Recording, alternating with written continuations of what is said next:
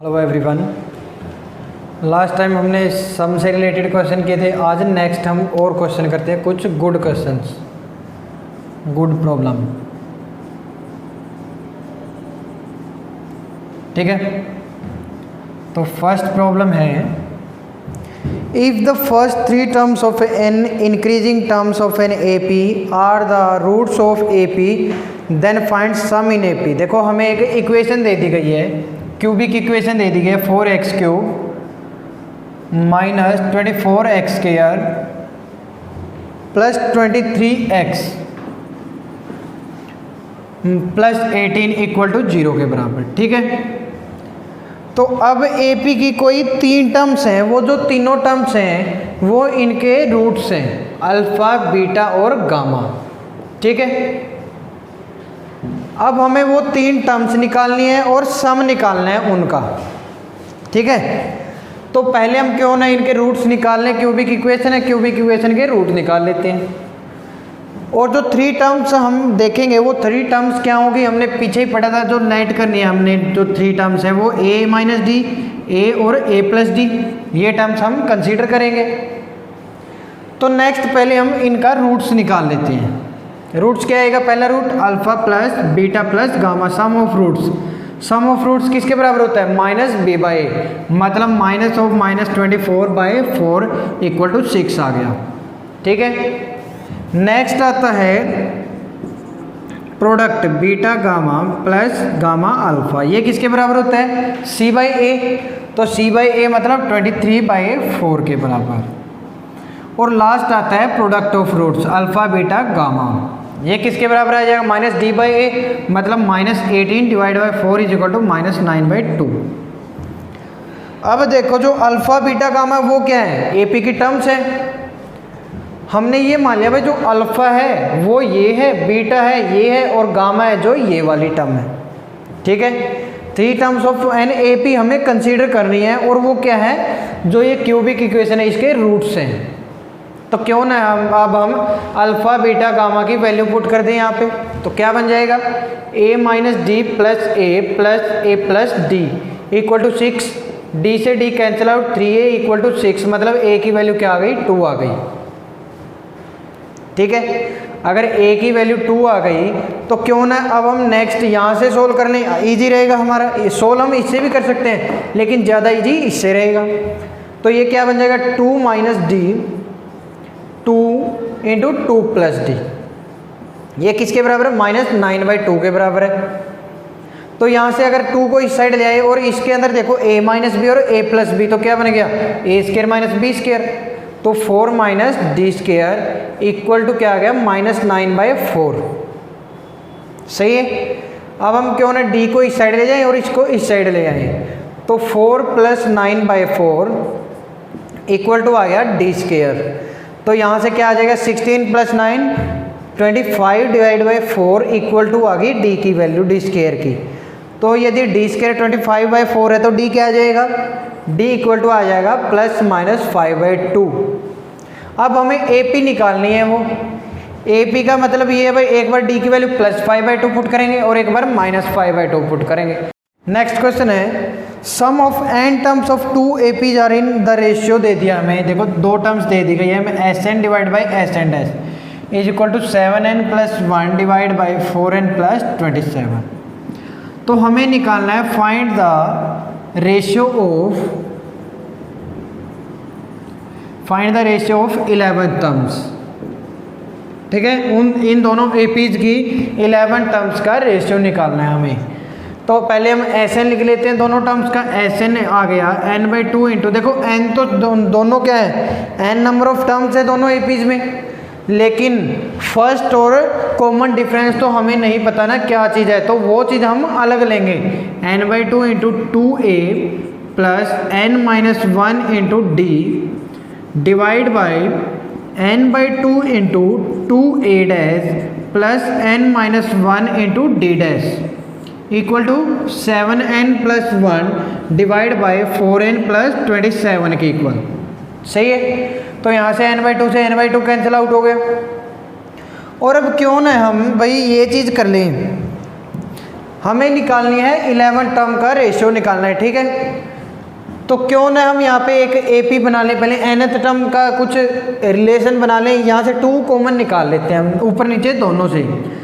तो 2 कॉमन निकाला तो नीचे ऊपर कट गया, तो a plus n minus 1 divide by 2 into D divide by a dash plus n minus 1 divide by 2 into D dash, ये बन गया कुछ ऐसा। और ये है 7n plus 1 divide by 4n plus 27 के बराबर। अब कुछ दिखाई दे रहा है यहाँ पे, कुछ पैटर्न बना लास्ट टर्म का, a plus N minus 1 by 2। देखो अगर हम 11 टर्म को लिखें तो क्या आएगा, a plus 10d divide by a dash plus 10d dash. इस टर्म का हमें रेशियो निकालना है इन दोनों का। तो यदि हम इनको इनके साथ कंपेयर करते हैं तो हमें क्या चीज़ पता चली, देखो d यहाँ पे भी d है, a है, ये यहाँ पे भी a है, लेकिन जो 10 है वो किसके बराबर है, 10 हमें दिखाई दे रहा है n माइनस 1 बाई 2 के इक्वल है। तो यहाँ से हम n की वैल्यू निकाल सकते हैं। तो हमने ये कर दिया भाई n minus 1 by 2 equal to 10, तो n की वैल्यू क्या आ गई, 21 आ गई। सही है।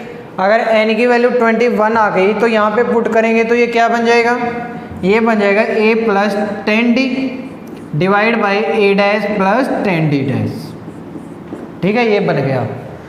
अब हम n की वैल्यू यहाँ पे पुट कर सकते हैं। यहाँ पे पुट करेंगे तो क्या आएगा, 147 प्लस 1 डिवाइड बाई 84 प्लस 27, ये अपना रेशियो बन गया 11 टर्म्स का दोनों एपीज की, ठीक है।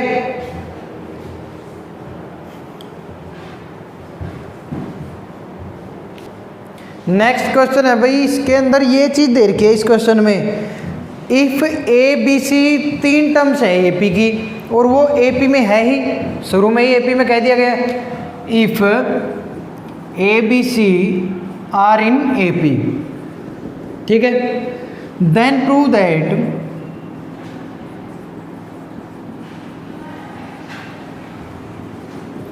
A plus b, b plus c और c plus a are also in AP, ठीक है। ये चीज़ हमें प्रूव करना है। अगर ए बी सी एपी में है तो इसका मतलब क्या हो गया, b minus A equal to c minus B, तो यहाँ से क्या आ गया, 2b equal to A plus c आ गया, और ए बी की वैल्यू आ गई a प्लस सी बाई 2। तो ये कंडीशन बन गई अपनी। इसी तरह की यदि हम एक कंडीशन यहाँ से ले आते हैं, ठीक है, अगर एक कंडीशन हम इसी तरह की यहाँ से ले आते हैं तो हम क्या कह देंगे, भाई ये चीज़ भी क्या होगी, एपी में होगी। तो क्यों ना हम सेकंड माइनस फर्स्ट कर लेते हैं, b plus c minus a minus b equal to c plus a minus b minus c के बराबर, ठीक है। तो यहाँ से b से b कैंसिल आउट हो गया और c से c कैंसिल आउट, तो ये बच गया c minus A equal to a minus B, तो 2a आ गया अपना b प्लस सी, और a की वैल्यू क्या आ गई, b plus C divide by 2। देखो यही कंडीशन यहाँ थी और सेम ऐसी ही कंडीशन यहाँ पे आ गई। तो इसका मतलब क्या हुआ भाई, इसका मतलब ये हुआ ये एपी में होंगे, ये चीज़ भी हमने प्रूव कर दी, ये एपी में होगी, ठीक है। नेक्स्ट अपना टॉपिक है अर्थमेटिक मीन। अर्थमेटिक मीन का मतलब समझते हैं अब हम। मान लिया 3 टर्म्स हमें दे दी गई है एपी की, ठीक है। यदि 3 टर्म्स हमें एपी की दे दी गई है तो जो इसका अर्थमेटिक मीन होगा वो मिडल टर्म होगा, और वो किसके बराबर होगा, फर्स्ट और लास्ट टर्म का सम डिवाइड बाय 2। अर्थमेटिक मीन लिख लेते हैं हम, क्या होता है,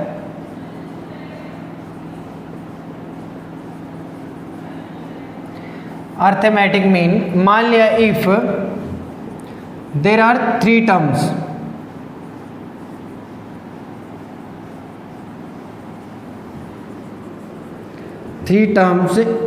ऑफ एन एपी, ठीक है, और वो टर्म्स मान लिया हमने ए बी सी, तो इसका जो अर्थमेटिक मीन होगा वो मिडल टर्म होगी और ये मिडल टर्म किसके बराबर होगी, b is equal to a plus C by 2 के बराबर होगी। ठीक है, मतलब क्या हुआ भाई, sum of first and last term divide by 2 कर दिया तो वो क्या आ जाएगा, am आ जाएगा। ठीक है, और जो अर्थमेटिक मीन होगा ऑलवेज स्मॉलेस्ट टर्म से बड़ा होगा और लार्जेस्ट टर्म से छोटा होगा। तो ये लिख सकते हैं हम am बिटवीन स्मॉलेस्ट टर्म और स्मॉलर होगा किससे, लार्जेस्ट टर्म से। ये चीज़ लिख सकते हैं हम भाई। am क्या आ गया, स्मॉलर जो टर्म है a है उससे तो बड़ा है लेकिन c से छोटा है, दोनों के बीच में लाई करेगा अर्थमेटिक मीन, फर्स्ट और लास्ट टर्म के बीच में।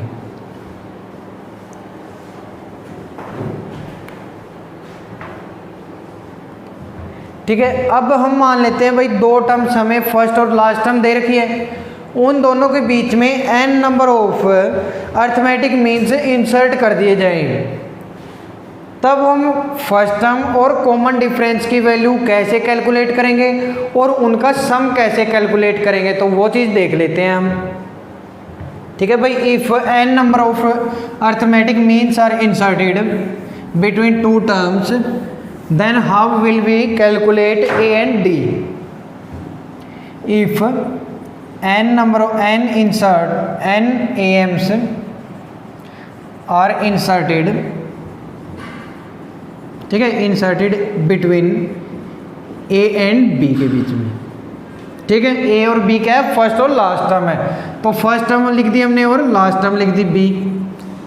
इन दोनों के बीच में एक चीज़ और देखें, जो AP के अंदर टर्म्स होगी वो हम स्मॉल लेटर से डिनोट करते हैं, A और B मान लिया हमने लास्ट टर्म। ठीक है, इन दोनों के बीच में n number of arithmetic means insert कर दिए गए हैं, A1 A2 A3 और सो ऑन AN।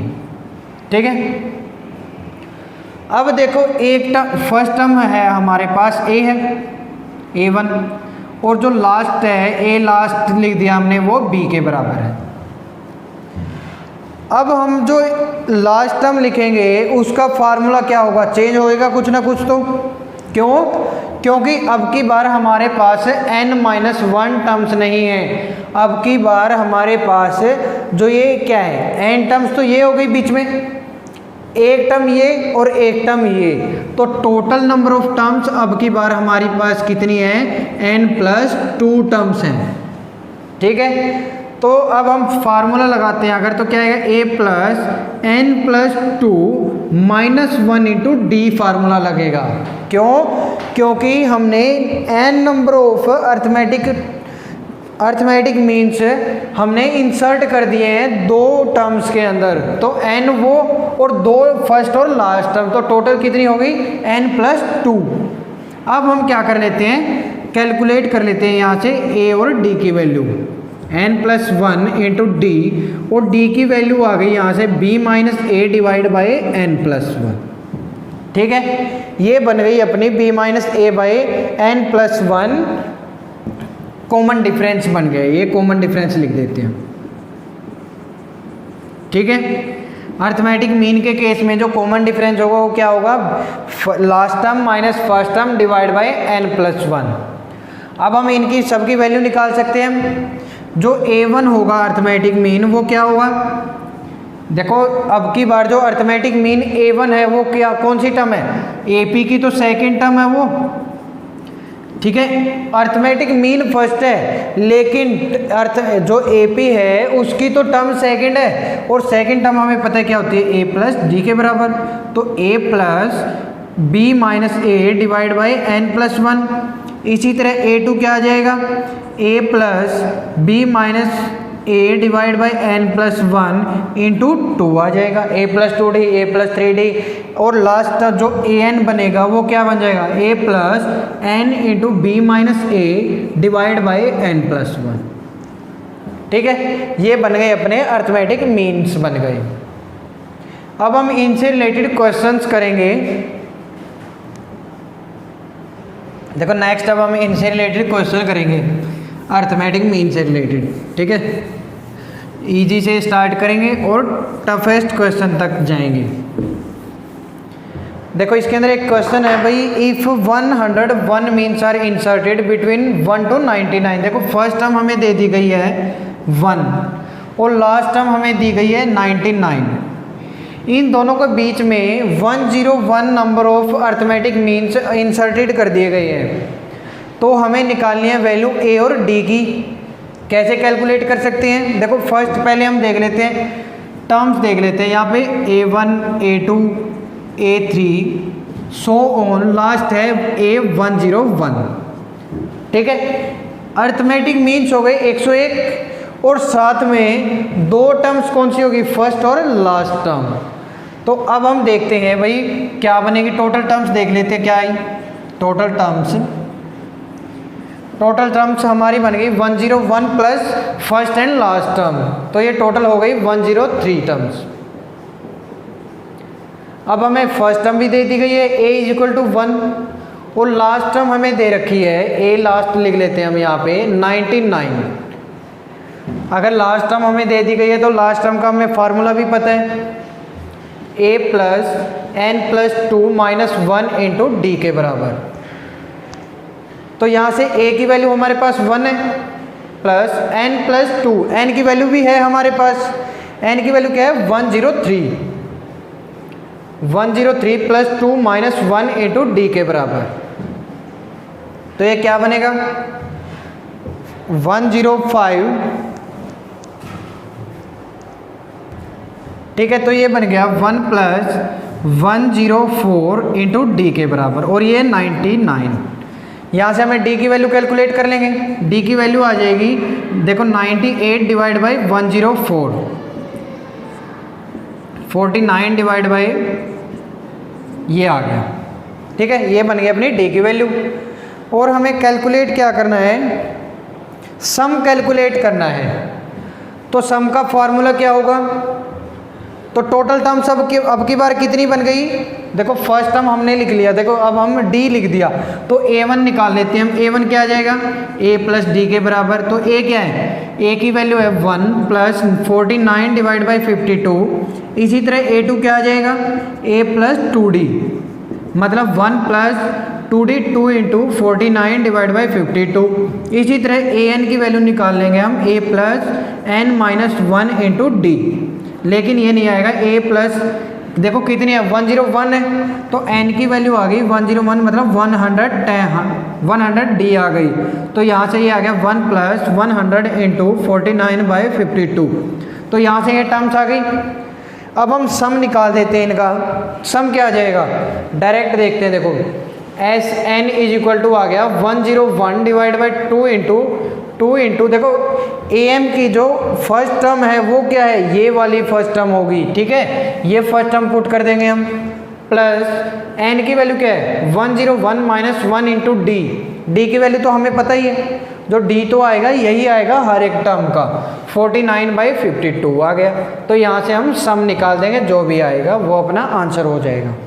ठीक है,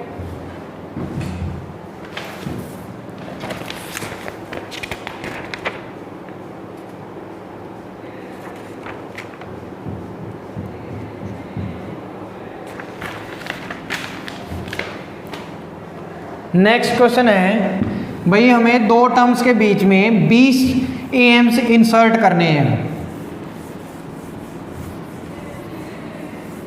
ठीक है, insert 20 AMs between 4 to 467। First term हमें 4 दे रखी है और लास्ट टर्म हमें 67 दे रखी है। तो इन दोनों के बीच में 20 इंसर्ट करने हैं। Insert 20 AMs between 4 and 67। ठीक है, तो फर्स्ट टर्म हमने मान ली 4 है, second A1 so on A20 और लास्ट टर्म है A61 नहीं है। तो क्या करेंगे अब हम देख लेते हैं। फर्स्ट टर्म क्या आ गई हमारी, A1 आ गई हमारी 4 के बराबर, तो D निकालेंगे। टोटल नंबर ऑफ टर्म्स क्या हो जाएगा, n प्लस 2 माइनस 1 मतलब 20 plus 2 minus 1 is equal to 21 आ गया। ठीक है, टोटल नंबर ऑफ टर्म्स हो गई 21। तो अब देखते हैं हम फार्मूला लगाते हैं लास्ट टर्म का 67 is equal to A plus N plus 2 minus 1 into D के बराबर। तो ये 4 प्लस एन प्लस 2 मतलब 21 रह गया इंटू डी, तो ये 63 रह जाएगा इज इक्वल टू 21D। तो डी की वैल्यू आ गई 3। अगर डी की वैल्यू 3 आ गई तो हम आसानी से निकाल सकते हैं ए एम। अब फर्स्ट ए एम किसके बराबर होगा, A plus D. A plus D मतलब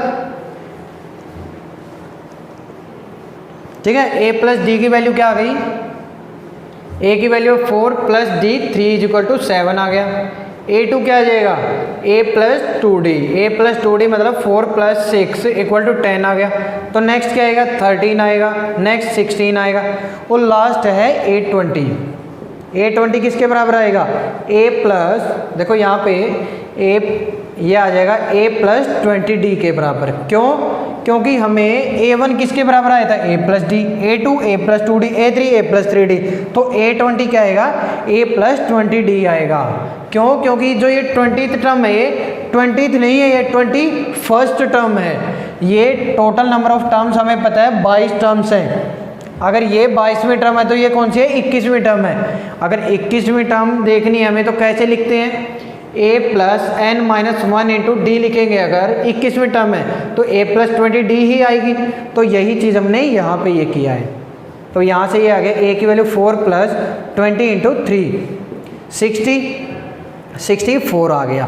देखो 64, अगर इसके अंदर लास्ट टर्म देखेंगे d और ऐड करते हैं तो क्या आ गया 67, और ये लास्ट टर्म भी क्या है हमारी 67 ही है। ठीक है,